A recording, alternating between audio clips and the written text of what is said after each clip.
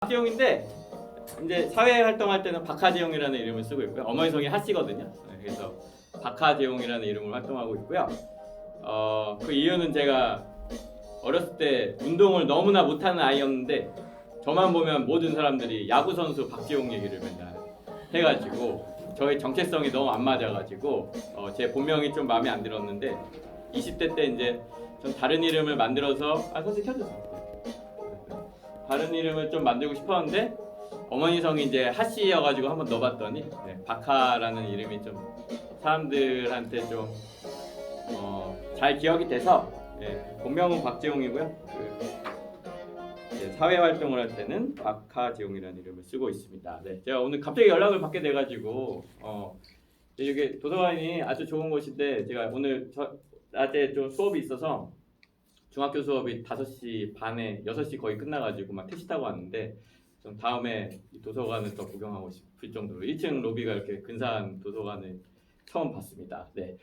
제가 3권의 책을 썼는데 일단은 랩과 힙합에 대한 힙합이라는 게 왜 세상에 필요한 것인가에 대한 저의 물음을 이제 쓴 랩으로 인문학학이라는 책이 있고요. 이게 이제 청소년 중고등학교에서 굉장히 많이 읽는 책이어가지고 제가 이제 보통 힙합 강의를 하려고 많이 학교를 다니고 있는 중이고요. 그 다음에 이제 제가 2001년도부터 동물복지에 대한 이야기들을 계속 자료조사를 해왔는데 그래서 2013년도에 우리나라 최초의 동물복지 일반 교양서라고 할 수 있는 돼지도 장난감이 필요해를 2013년도에 썼고 그다음에 이제 다시 이제 학교 교육을 많이 다니다 보니까 학생들이 힙합을 익숙하긴 한데 힙합 위주로 음악을 듣는 친구들은 어쨌거나 소수거든요. 그래서 이제 대중음악 전반을 어떻게 듣는 것이 도움이 될까에 대한 그런 방탄소년단이든지 어떤 음악이든지 어떤 식으로 듣는 것이 교양이 되고 도움이 되는가에 대한 책을 썼는데요. 그래서 보통은 이제 대중음악 교양 강의나 힙합 강의를 많이 하는데 동물복지 강의는 제가 많이는 하진 않습니다만 그래도 가끔 이렇게 부탁이 들어오면은 굉장히 제가 관심이 제일 많은 분야 중에 하나이기 때문에 즐겁게 하고 있고요. 그래서 저는 기본적으로는 래퍼입니다. 랩을 매일매일 하고 있고 걸어다니면서도 랩을 하고 지금도 스태들하고 만나면 길거리에서도 랩을 하면서 X세대 키드고요. 난 아시죠? 난 알아요. 이 밤이 흐르면 누군가가 나를 떠나버려야 한다는 그 사실을 그 이유를 이제는 나도 알 수가 있어요. 그래서 92년도부터 지금까지 이제 27년 동안 힙합을 좋아해오니까 한국에서 힙합이 어떻게 탄생해서 어떻게 흘러왔는지를 다 알고 있는 그런 행운의 X세대 행운의 X세대이고 X세대 행운이라고 한다면 2000년대 초반 제가 20대 시절에 우리나라에서 어떤 NGO라든가 NPO가 굉장히 부흥하던 시기였습니다. 그래서 뭔가 이렇게 다운 카페나 이런 데서 뭔가 사람들이 야 우리 사회에 이런 게 필요해 라고 커뮤니티 카페에 딱 올리면 진짜 많이 모였어요. 그때 그게 SNS 세대랑 많이 틀렸던 것 같아요. 그래서 뭔가 이렇게 동호회 중심의 그런 것들을 경험할 수 있었던 굉장히 좋은 시대였다. 그래서 저는 이제 지금 SNS는 정보량은 되게 더 잘 저도 없는데 그런 동호회 활동은 오히려 좀 제한적이 돼가지고 좀 아쉬운 면이 있고요. 그래서 그때 시절에 좀 좋은 경험들을 많이 했던 사람입니다. 제가 좀 오래되긴 했지만 아프리카 케냐에 가서 직접 찍어온 사진 중에 한 장인데요.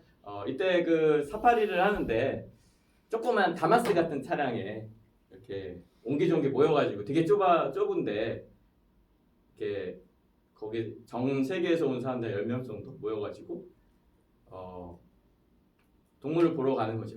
근데 정말 동물이 멀리 있고 동물원 동물처럼 거의 낮에는 잡니다. 많은 동물들이 자고 있고 풀 뜯고 있고 하기 때문에 생동감이 있진 않아요. 그렇게 동물들이 아프리카 간다 해서 막 동물들이 뛰어다니고 이러진 않고 그냥 제자리에 있는데도 불구하고 너무 굉장히 큰 감동이 있어요.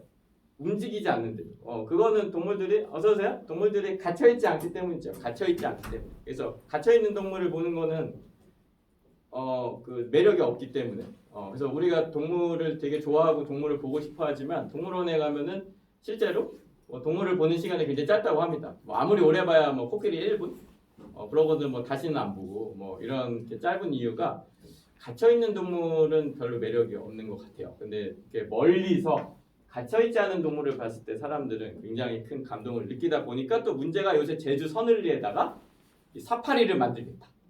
그래서 이렇게 아프리카에서 동물들을 수입해다가 대명해서 좀 풀어놓겠다 1000마리 정도. 그러면 이렇게 한국에서도 이런 걸 느낄 수 있는 거 아니냐라고 하는데 저는 뭐 그런 걸 느낄 수 있다고 생각하지 않습니다. 왜냐하면 그걸 풀어놓는다고 해도 이미 그 동물들이 넓은 곳에 있어도 갇혀있다는 느낌이 들기 때문에 쟤네가 왜 여기 있지? 약간 이런 생각이 들어버리면 이게 감흥이 반감이 돼요. 그래서 그 뭐 좋은 아이디어 같지가 않고 지금 그 반대 운동이 굉장히 심한데 뭐 뉴스 보시는 분도 있겠지만은 그런 사업 자체가 심의 중에 있다는 것 자체가 좀 이상한 것 같아요. 처음부터 막지 못하고 계속 심의 중에 있는 상황이고 대명에서는 그걸 어떻게든 만들어 보겠다고 하는데 그래서 제주도에 뭐 관광객들이 많이 몰리다 보니까 또 이런 문제들이 생기고 있습니다. 여튼 이런 많은 문제들이 있을 때마다 저는 아프리카 속담을 떠올리죠. 하쿠나 마타타라는 속담을 떠올립니다. 제가 가장 좋아하는 아프리카 속담이고요. 네, 그래서 저의 뭐 생활 신조라고 할 수 있어요. 그래서 굉장히 좋아하는 단어여가지고 제가 직접 붓글씨를 써가지고 제가 합성을 한 것인데 하쿠나 마타타는 세 가지 단어가 있는 하나의 문장입니다. 하쿠나 마타타. 이 중에서 이제 문제, 골칫덩이라는 뜻을 지닌 단어가 있는데요. 하일까요, 쿠나일까요, 마타타일까요? 한번 뭐 틀려도 되니까 한번 맞춰보세요. 하나, 둘, 셋. 쿠나. 네, 쿠나일 수도 있고 마타타일 수도 있고 하일 수도 있겠죠? 네, 근데 문제라는 뜻을 지닌 단어는 마타타라고 합니다. 그래서 이제 라이온 킹에서 이 하쿠나 마타타라는 그 굉장히 좋은 음악이 있죠. 네, 그래서 요새는 음악 교과서에도 나오는 것 같은데 그래서 아프리카를 저는 굉장히 좋아하고 아프리카 리듬이 우리나라 지금 우리가 듣는 모든 음악의 근간이 됐거든요. 현대 대중음악에. 그래서 그 하쿠나 마타타도 그런 게 있는데 쿠나는 있다라는 뜻이고 마타타는 문제라는 뜻입니다. 그래서 쿠나 마타타 그러면 문제가 있어. 그런데 하를 붙이면 재미있게도 문제가 없어. 영어보다 훨씬 쉽죠. 네, 쿠나 마타타 문제가 있어. 하쿠나 마타타 문제가 없어. 네, 그래서 벌써 회화가 되거든요. 제가 문제 있어 그럼 여러분들이 느긋하게 문제 없어라고 한번 느긋하게 대답해 주세요. 쿠나 마타타 하쿠나 마타타. 쿠나 마타타. 하쿠나 마타타. 네, 제가 이 하쿠나 마타타 너무 좋아하다 보니까 랩도 좀 썼는데 주고받아 근데 그 요새는 공연장 가면은 참 힙합에서 많이 쓰는 건데 많이 쓰더라고요. 뭐 say yeah 하면은 yeah, say wow, wow, wow, wow 뭐 이렇게 많이 하잖아요. 그래서 이것도 뭐 비슷하게 한번 제가 한번 하면 이렇게 매기고 받는다고 그러는데 한번 받아주십시오. 하쿠나 마타타요. 하쿠나 마타타요. 하쿠나 마타타요. 하쿠나 마타타요. 요 검정색 헤드폰을 관통하는 소울 장단에 넘실대는 도레미파솔 비트에 비를 뿌려 가락에 씨앗 뿌려 모든 게 잘 될 거야 지와자라 풍년이야 다시 만날 엄두 나진 않아 수원에서 아프리카 머나먼 나라 멀리 날아가는 비행기는 많긴 많아 어떻게 호주머니 돈이 많진 않아 하쿠나 마타타요. 하쿠나 마타타요. 하쿠나 마타타요. 하쿠나 마타타요. 다시 만나고 싶다 아프리카. 이 가사는 제가 이제 아프리카 여행을 너무 다시 가고 싶은데 뭐가 없어서 못 가요. 돈이 없어서 못 가는 저의 심정을 표현한. 네, 근데 괜찮아요. 왜냐면은 집에서 아프리카 음악을 제가 자주 틀거든요. 아프리카 음악을 딱 틀어놓으면 아프리카에 와 있는 기분이 들고, 네, 이 사진 한 장만 보더라도 이거 사진 딱 보면은 그 음악을 들으면서 아프리카에 와 있다는 느낌을 많이 듣습니다. 그래서 근데 정말 뭐 아프리카에 있는 동물들을 사람들이 왜 좋아하고 보고 싶어하는 걸까? 그거는 뭐 이유를 정확히 모르겠어요. 네, 근데 사람들이 동물을 너무 보고 싶어하니까 생기는 문제들. 근데 그 이유가 정확하게 명확하게는 저도 잘 모르겠습니다. 근데 왜 사람들은 자꾸 가까이에서 또 동물들을 만지고 싶어하고 사진을 찍고 싶어할까? 네, 그런 생각을 하게 되는데요. 여튼 그것 때문에 많은 마타타들이 일어나지만 그것을 해결하는 과정들은 굉장히 어렵고 그럴 때마다 그 순간적으로 하쿠나 마타타의 느낌을 만들어주는 장치들이 필요한데 저는 음악이라는 것이 그런 장치, 중요한 장치라고 생각을 해서 힘들고 괴로울 때마다 사람들에게 음악이라는 게 용기를 주고 활기를 준다는 게 굉장히 다행이라고 생각하고요. 그리고 우리가 듣는 대부분의 음악들은 아프리카를 기반으로 태어난 것입니다. 많은 분들이 잘 모르시던데 트로트라는 음악이 있어요. TROT. 이거는 한국어인가요? 영어인가요? 영어죠. TROT. 누가 만들었냐면 미국의 아프리칸들이 만든 음악이 트로트입니다. 그래서 미국의 아프리카계 사람들이 피아노 트로트 리듬을 만들었어요. 쿵짝 쿵쿵짝 쿵짝 쿵짝. 그래서 이 미국의 아프리카인들이 만든 트로트 리듬이 일제 강점기 시대에 한국에 와서 일본의 엔카와 한국의 민요가 섞여가지고 이제 트로트라는 새로운 음악이 탄생하게 되는데 근데 대중음악에서는 이제 제일 중요한 게 리듬이거든요. 이 트로트라는 리듬을 아프리카계 사람들이 만들어주지 않았다면 우리가 듣는 트로트라는 음악이 없어요. 네, 없죠. 네, 그래서 한 1910년, 20년까지 한국에 있는 사람들은 클래식 민요를 듣거나 클래식 음악을 들으면서 살았어요. 근데 이제 아프리카의 리듬이 섞이면서 우리가 지금 파퓰러 뮤직이라고 하는 팝 음악이라고 하는 굉장히 다양한 음악들이 형성된 건데 그런데 그런 음악들이 우리에게 하쿠나 마타타의 느낌을 주고 현재의 많은 문제들을 해결해 주도록 하는 그런 용기와 활기를 주는 거라고 저는 생각을 합니다. 네, 그래서 아프리카가 더 잘 됐으면 좋겠고 또 아프리카의 동물들이 좀 더 많이 잘 보호돼서 본보기가 됐으면 좋겠다는 생각을 합니다. 네, 그래서 저는 뭐 모든 동물도 그렇지만 이 리듬을 즐기는 게 굉장히 중요하다고 생각하고요. 제가 뭐 동물 얘기를 좀 이따가 본격적으로 하는데 그래도 만난 김에 이 리듬에 대한 이야기를 그래도 살짝 전수하고 가는 게 좋을 것 같다는 생각을 하는데 여러분들도 뭐 음악 공연 같은 거 보러 가면 좋죠? 네. 네. 그래서 저는 뭐 저만큼 많은 사람들이 저보고 왜 사냐 물으면 저는 음악 듣기 위해서 산다고 그래요.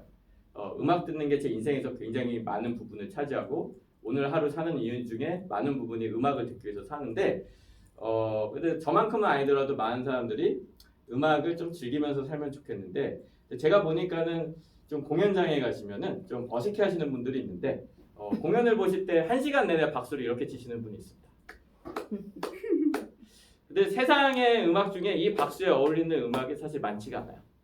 쇼팽의 음악을 들으러 갔다, 바흐의 음악을 들으러 갔다, 베토벤의 음악을 들으러 갔다 하는데 이렇게 들으면 맞을 때도 있지만 잘 안 맞을 때도 있고 또 국악 덩기덕 덩더러더덕 붕더덕 붕덕 어깨춤을 춰야 되는데 이것도 계속 이렇게 들으면 이게 또 맞을 때도 있지만 잘 안 맞을 때도 있고 또 요새 많은 뭐 대중음악들도 마찬가지인데 요새 이제 10대들이 듣는 음악의 특징이 느리면서 리듬이 변화해요. 빨라져도 돼요. 괜히 느리면서 사랑을 했다 기억하시나요? 사랑을 했다?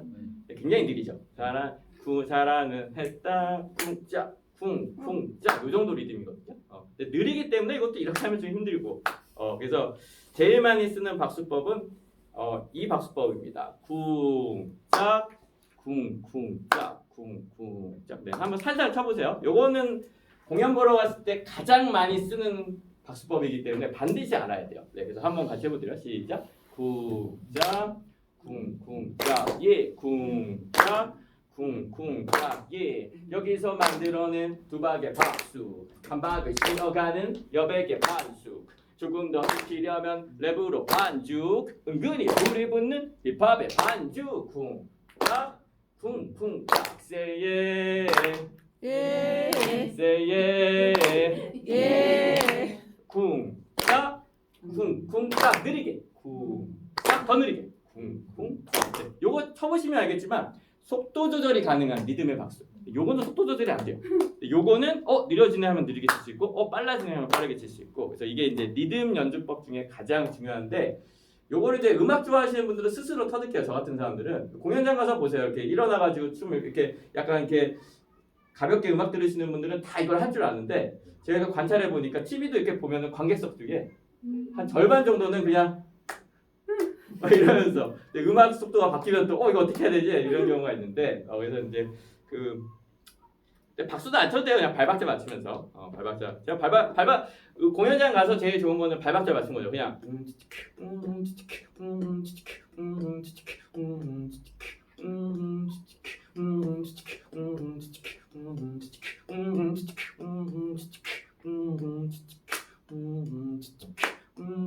이렇게 발박자를 맞추는 게 그러니까 클래식 음악도 마찬가지야. 빰 빠라밤 빰빰빰빰빰빰빰빰빰 클래식 음악도 다 발박자를 맞추면 쉽게 들리거든요. 네, 그래서 이제 혹시 여러분 중에 공연장 가셨을 때 좀 어색함을 느끼신 분이 있었다면 이렇게 자연스러우신 분은 좀 다른 분들한테 전수를 좀 나랑 같이 이렇게 한번 해보자라는 생각을 했으면 좋겠습니다.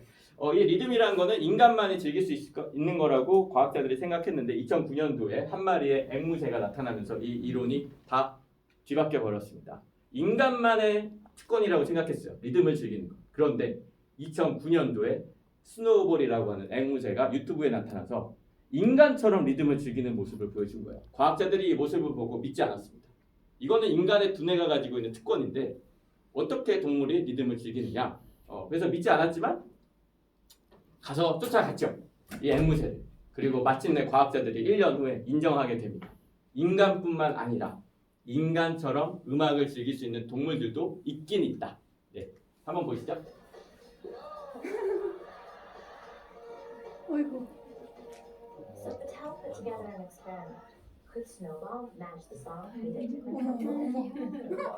아이고 아이고. And this provided first experimental evidence that another animal can read music. 네, 그래서 이제 처음에는 뭐 인간만이 도구를 사용할 수 있다고 그랬는데 제인 구다이라는 침팬지 연구자가 침팬지도 도구를 쓰더라. 요새는 뭐 까마귀도 쓴다 그러고 그래? 그럼 인간만이 언어를 배울 수 있지롱 했더니 또 오랑우탄, 뭐 침팬지, 고릴라 다 배우고. 근데 이제 유인원들이 인간의 언어를 배웠을 때는 크나큰 문제가 있죠. 자신을 인간으로 생각해 버리는데 인간이 감당하지 못합니다. 힘이 너무 세니까. 그래서 결국에는 동물원 감옥에다 갇혀버려가지고 작년에 찬택이라고 하는 오랑우탄이 끝까지 수화로 나를 꺼내줘 하면서 죽어버렸죠. 저랑 동갑이었던 것 같아요. 78년생 오랑우탄이. 근데 인간으로 키워놨는데 이게 힘이 너무 세니까 감당이 안 되니까 결국엔 동물원에 다시 넣어버렸거든요. 미국에서. 그래서 이제 유인원이 인간의 언어를 배울 수 있긴 하지만 비극적으로 끝나버리기 때문에 늘 그것은 이제 더 이상 가르치지 않아야 하는데 어쨌거나 뭐 인간만이 언어를 배울 수 있는 건 아니네요. 그래서 거의 인간만이 리듬을 즐길 수 있다 했는데 또 지금 몇 동물들은 또 리듬을 즐기는 것 같은 그런 연구 결과가 있습니다. 근데 이제 이걸 보면서 또 동물 문제에 관심 있으신 분들은 저 앵무새는 과연 어디에서 왔는가? 첫 번째는 저 앵무새가 혹시 학대받은 건 아닌가?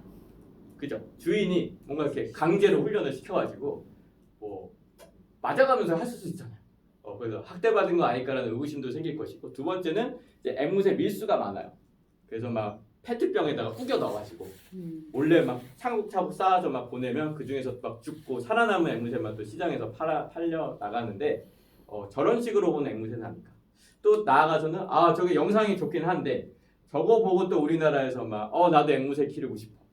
그래가지고 막 이제 그런 앵무새를 혹시 또 수입해가지고 기르다가 또 앵무새가 키우기가 쉽지 않거든요. 왜냐면 똑똑한 동물은 스트레스를 많이 받기 때문에 그 프랑스에 앵무새 정신병원이 있다고 할 정도로 그 앵무새들은 굉장히 그 지능이 높다 보니까 키우기가 쉽지가 않습니다. 그래서 이렇게 키우다가 또 앵무새가 또 유기되거나 버림받는 건 아닐까. 뭐 이런 온갖 동물 문제에 신경을 쓸 수밖에 없는 것인데, 그래서 저도 뭐 동물보호 현장에 있는 사람은 아니지만 그냥 후원하는 정도.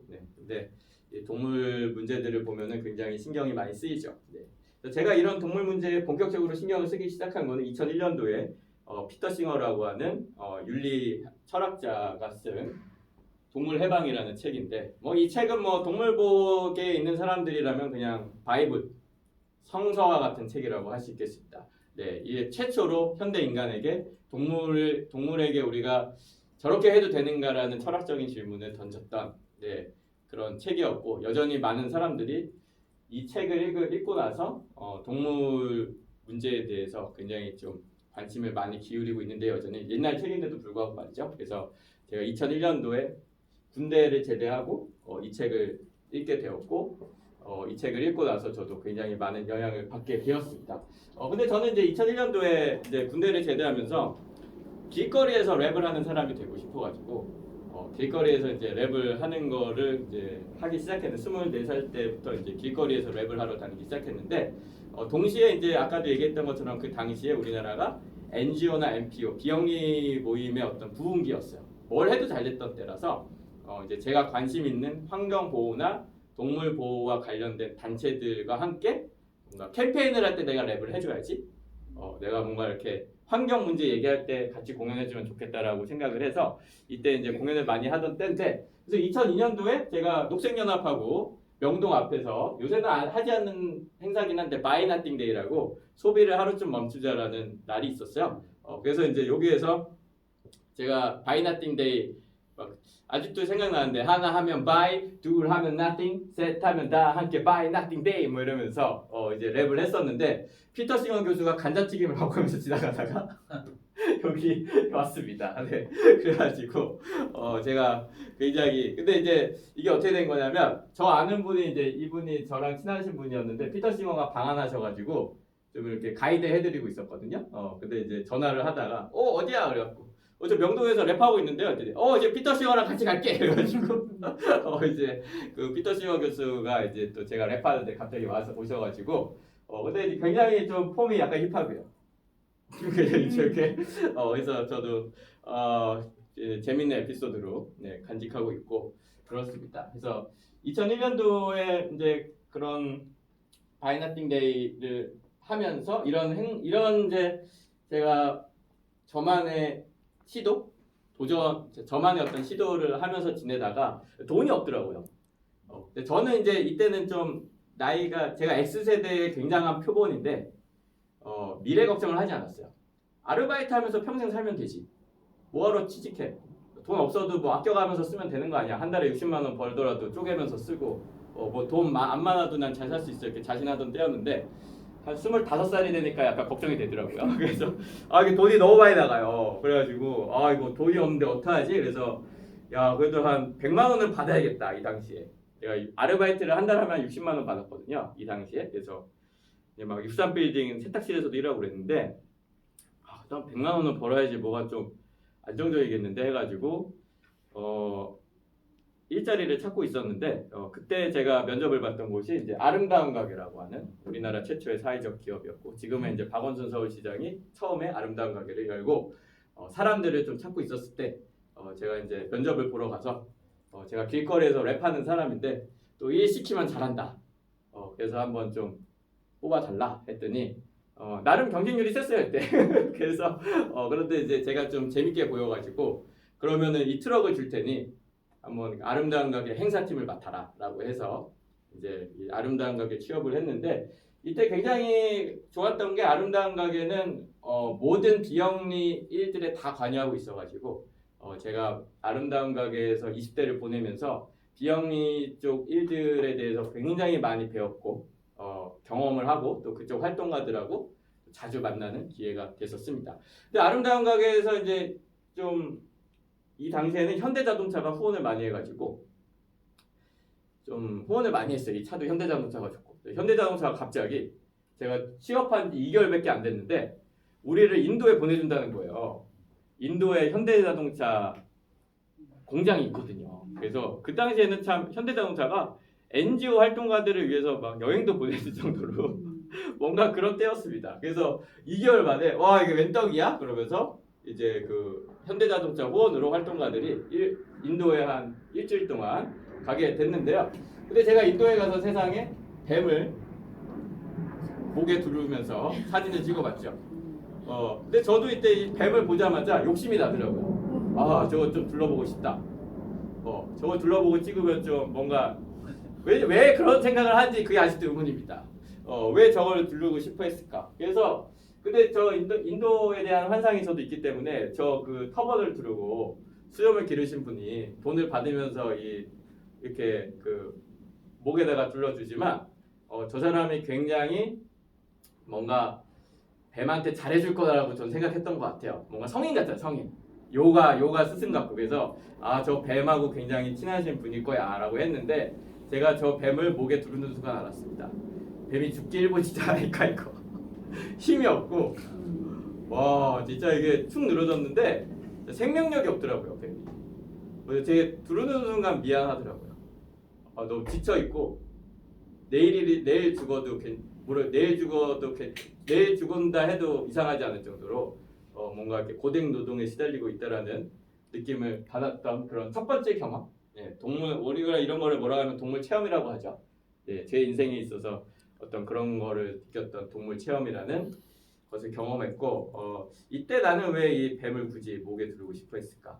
라는 생각. 그리고 왜 많은 관광객들은 이 뱀을 보면 머리에 두르려고 할까? 돈을 주면서까지라는 생각을 해보게 됐습니다. 그래서 저는 반성하는 가게가 됐고 그 뒤로는 이제 아름다운 가게에서 이렇게 일을 하러 다녔고요. 여기 이분은 이제 국민대 그린 디자인을 처음 만든 윤호섭 디자이너신데 국민대에서 이제 그린 디자인이라는 개념을 처음 도입을 해서 또 제가 국민대학교에 그 장터하러 일주일에 한 번씩 갔었는데 요새도 이제 활동 많이 하고 이제 퇴직하시고 아직도 이제 인사동에서 이렇게 그림 그려주세요. 인사동에서 이렇게 그 천연 페인트로 사람들한테 환경 메시지 이렇게 그림도 그려주시는 일을 하면서 지냈습니다. 그리고 이제 또 밤에는 랩을 하러 다녔습니다. 여기는 이제 제가 밤마다 마로니에 공원에 가서 춤추는 친구들하고 한 2시간씩 공연을 매주 했었는데요. 이제 주경 야랩이라고 하는데 낮에는 일을 하고 밤에는 랩을 하러 다니는 20대를 보냈는데 그러면서도 저는 항상 좀 뭔가 허전했죠. 동물 보호를 위해서 제가 하는 일이 없으니까. 뭔가 동물 보호를 위해서 뭔가 해야 하면서 살아야 될 것 같은데 그냥 저 좋아하는 랩만 하고 다니고 그러니까 조금 허전해서 이제 밤늦게 집에 오면 블로그를 운영했었는데요. 그때 이제 2003년쯤부터 계속 해온 블로그 그때 만든 블로그의 이름이 동물 권리를 위한 목소리라는 블로그를 만들어서 제가 이제 동물 권리와 관련된 그런 뉴스나 기사 같은 것들을 스크랩해가지고 이제 블로그를 운영하고 있었습니다.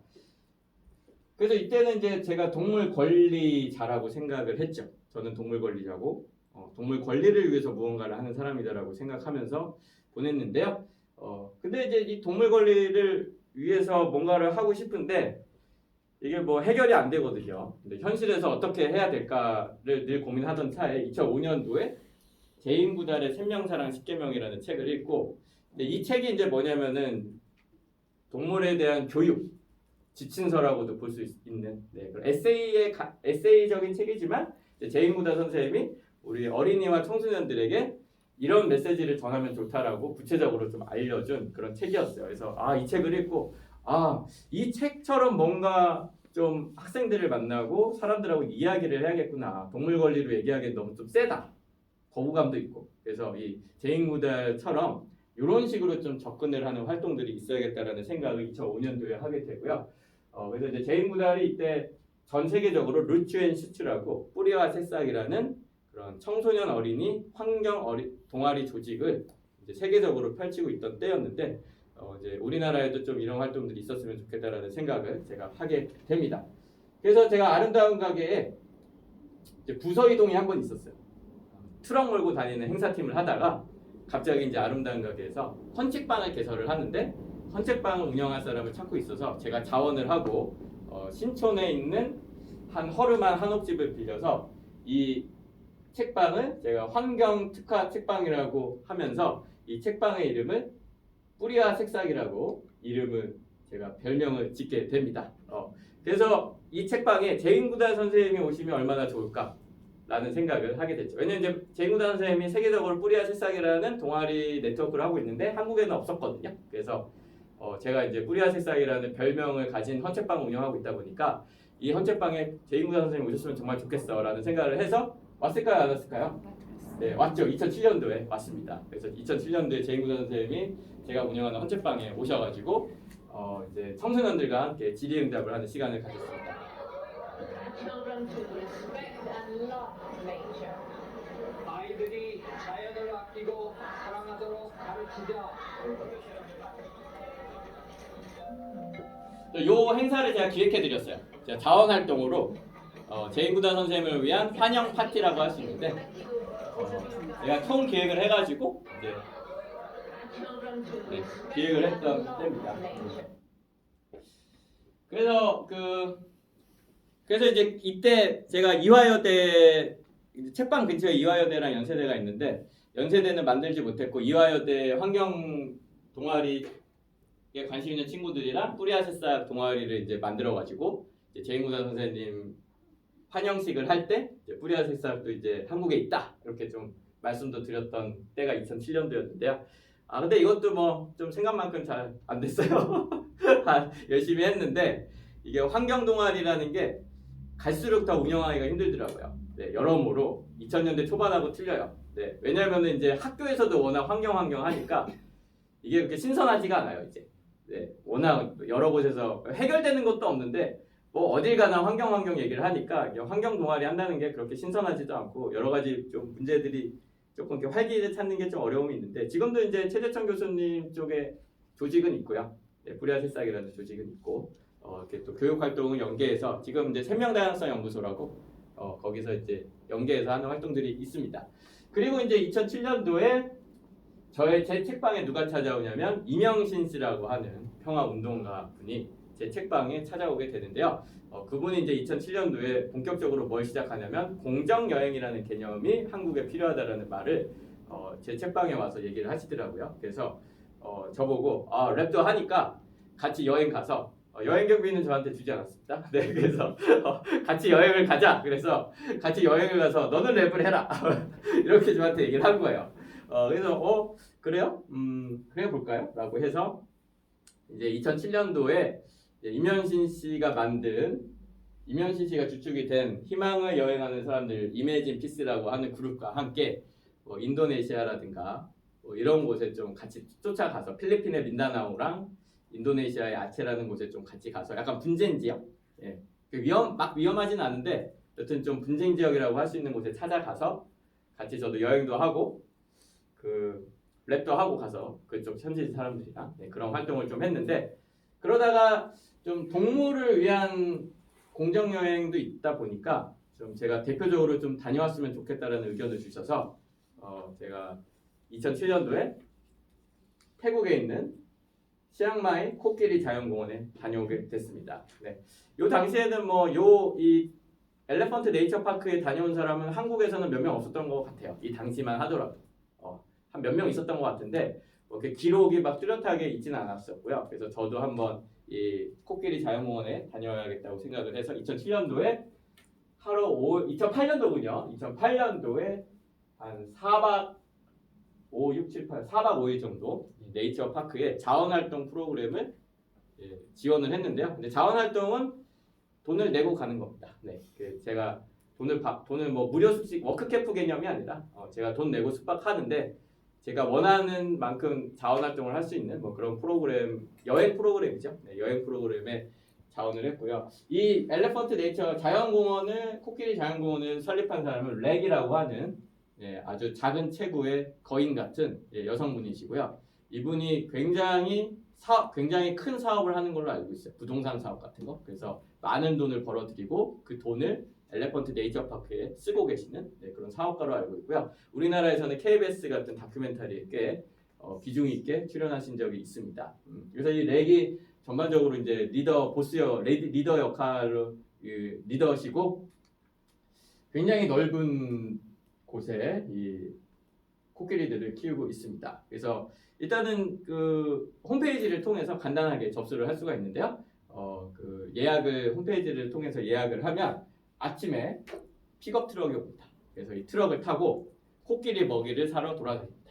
네, 그래서 이제 이게 왜 사는지 몰랐는데 코끼리 먹이더라고요. 그래서 사람들 점심 식사기도 하고 그래서 이제 식재료들을 이제 이렇게 사서 엘레펀트 네이처 호텔 숙소 앞에 이 차가 오면 그 차는 손님들을 태우고 또 장을 보고 네이처 파크로 가는 거죠. 네. 그래서 이제 처음에 모이면은 굉장히 공손하게 이렇게 무릎을 꿇고 뭔가 이렇게 얘기를 해줍니다. 네. 제가 영어 리스닝이 굉장히 약해가지고 정확하게 못 알아듣겠는데 여튼 기분은 좋았어요. 네. 차근차근 설명해주는 느낌이어가지고 즐겁게 이제 얘기를 듣고 그 다음에 이제 그 코끼리들의 식사를 마련하게 되는데요. 그래서 처음에 이렇게 코끼리들에게 먹이를 주는 아침 식사를 주는 걸로 시작을 해서 이거는 이제 관광객들한테 여행객들에게 방문객들에게 주는 점심 식사입니다. 점심 식사는 100% 채식이고요. 근데 어마어마 맛있습니다. 정말 맛있어가지고 지금 변하지 않기를 바라는데 어느 정도로 맛있냐면 그 외국인들 장기 투숙하는 사람들이 12시 땡 하면 밥을 주는데 한 11시 50분부터 줄을 서고 땡 하면 소리를 질러요. 와! 막 이러면서 그 정도로 좀 맛이 좋아서 그 프로그램 하루 방문하는데 한 10만 원 정도 하긴 하는데 싼 가격은 아니지만 좀 음식만으로도 만족도가 어느 정도 나오는 그런 프로그램을 그런 곳이긴 합니다. 그래서 이렇게 음식을 이렇게 맛있게 먹을 수 있고요. 푸짐하게. 그리고 이제 이 네이처 파크에서는 별도로 또 테이스트 프롬 헤븐이라고 하는 굉장히 고급 태국 음식점을 또 따로 운영하면서 이 음식점의 수익을 네이처 파크에 또 쓰고 있는데 여기서도 식사를 했는데 지금까지도 잊혀지지가 않고 이국적이면서 굉장히 맛이 신선하면서도 뭔가 이국적이고 굉장히 맛있어요. 그래서 아직까지도 이 맛이 약간 새콤달콤하기도 한데 진짜 지금도 생각이 날 정도네요. 네, 그 음식 맛이. 네. 그런 사업을 굉장히 잘하시는 분이죠. 그 아까 렉이라는 분이 기본적으로 사업을 굉장히 잘하시는 분이고, 그다음에 코끼리들이 이제 물가에 가서 이제 이렇게 목욕을 하는 프로그램이 있는데 지금은 이 프로그램이 좀 사라졌어요. 그래서 요거는 이제 방문객들이 꼭 하는 프로그램 중에 하나였는데 사라진 이유가 있을 것 같습니다. 근데 이게 저도 해보니까 재밌긴 한데 이 코끼리들이 여기다가 막 배변을 놔요. 그래서 뭐 이렇게 처음엔 재밌다가 좀 지저분하게 느껴지기도 하고 그래서 뭐 그렇게 뭐 아쉬운 프로그램은 아닌 것 같고요. 그래서 이 당시에는 이제 목욕시키기 프로그램이 있었고, 다음에 이렇게 이 코끼리 자연공원에서 새끼 코끼리도 몇 마리 있고요. 그래서 아침 8시 반에 시작하면 하루 일과는 4시 정도에 프로그램이 끝나도록 되어 있는 1일 방문 프로그램이 있습니다. 네, 그래서 1일 방문 프로그램이 끝나면 이제 원하는 사람은 이 네이처 파크 안에 숙박을 하면서 뭐 그냥 일을 꼭 안 해도 되고 자원을 해서 할 수 있는 데는 하는 자원 활동을 하게 되는데요. 이제 다음 날에 이제 자원 활동가들이 모입니다. 그래서 모여가지고 오늘 무슨 일을 할까 하면서 칠판을 보면서 이제 일들이 나눠져 있는데 코끼리들 보는 일만 있는 게 아니라 여기 뭐 소도 있고요, 개도 있고 그래가지고 전반적인 이제 그 코끼리 자연공원 안에 있는 일들을 배분해서 이제 하게 되는데 좀 굳은 일들이 많아요. 이제 그 편한 일들은 아니고 그냥 좀 노동에 가까운 그런 일들이 기다리고 있는데 제가 여기 보면은 뭐 코끼리 똥 치우기도 있고 소도 돌봐야 되고 캣하우스도 있고 뭐 컷콧 요거는 이제 농사도 짓습니다. 그래서 그 농활이죠. 그래서 그 옥수수 재배하는 거 도와주러 가야 되는데 트럭을 몰고 옥수수를 이제 따러 갑니다. 그 밭에 가서 일을 하게 되는데요. 그래서 이렇게 옥수수 열매가 아니라 옥수수를 이렇게 잘라가지고 옥수수 대들을 여기다가 실어가지고 이제 오게 되는데요. 완전 농활 분위기죠. 네. 근데 이제 뭐 편한 일들은 아니고 그래서 이 트럭을 몰고 오고 이렇게 돌아올 때 이렇게 또 주변에 트레킹을 하는 많은 코끼리들이 또 보이더라고요. 근데 이런 트레킹을 하는 코끼리 업체에서도 똑같은 프로그램을 해요.